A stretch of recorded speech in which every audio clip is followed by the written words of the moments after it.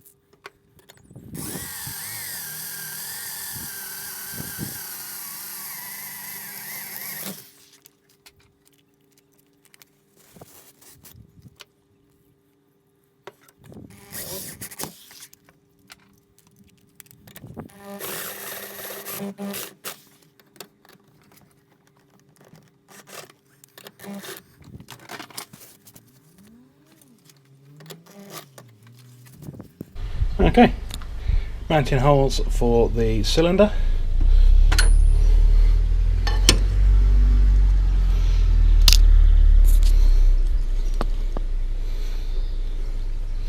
Beautiful.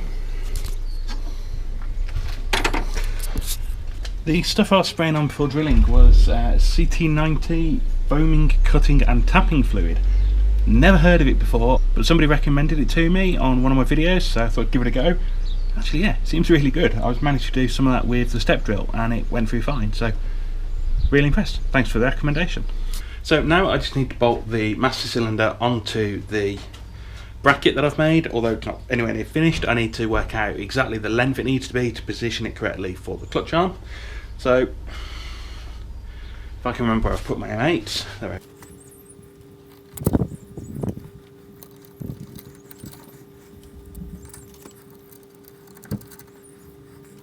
So just mark that up on the car and got my cut line there, and also that is the line where it needs to clear from the bell housing.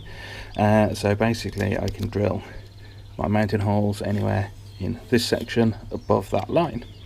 So what I'll do is I'll put a couple of holes in here first, then mark those out on the bell housing before drilling that out and tapping that the relevant size. So before I do that, I need to just double check what size taps I've got. Pretty sure I've got some M8, so I'll probably do that as an M8 tap, but just need to double check first. Just marked just down there where that first hole needs to go. So I'm just going to drill that out now.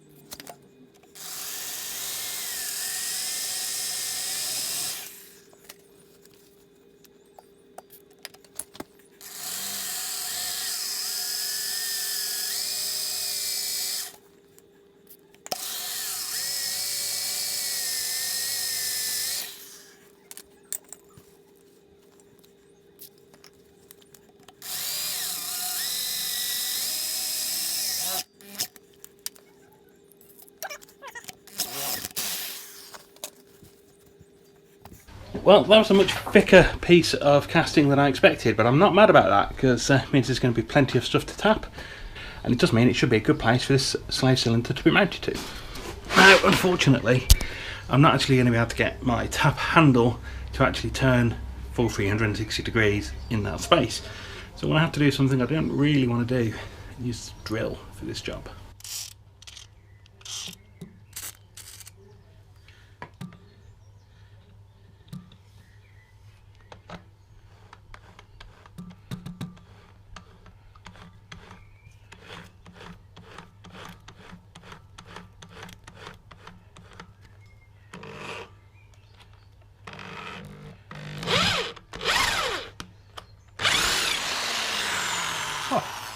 There we go. That was scary as shit because I really didn't want to wreck this bell housing, but that is the first one done. Now I can bolt the bracket into place and work out where the second hole is going to go. But first I've got to drill the top hole of the bracket out to 8mm so I can get the M8 through it.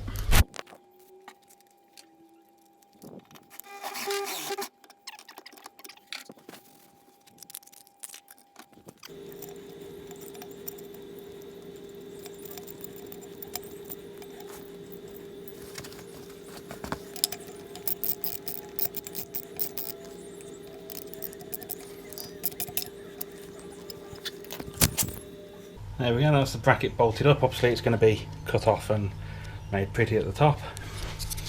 Just need to mark out that hole now on the bell housing for drilling and then tapping. Okay, same thing as the last one. Mark the hole down there.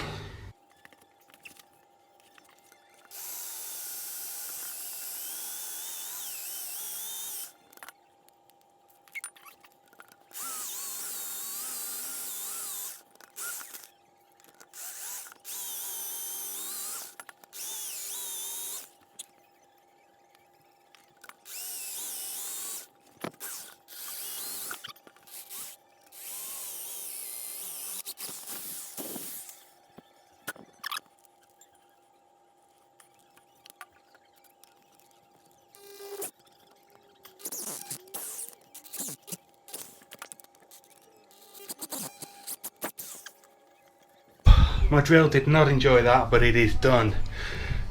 So this drill's probably been pretty battered from the handbrake bracket and stuff that I made, and it's been going on a few years now, so I'm probably due for a replacement anyway, but it's still going, so that's good. One last hole to drill. Let's just take the bracket now out to 8mm so I can bolt the bracket on, and I'll also start tidying up and finalising the shape of the bracket.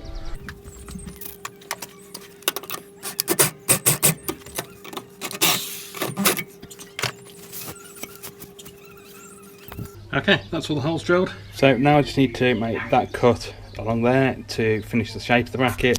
Then just get a sanding wheel on here to tidy up the edges.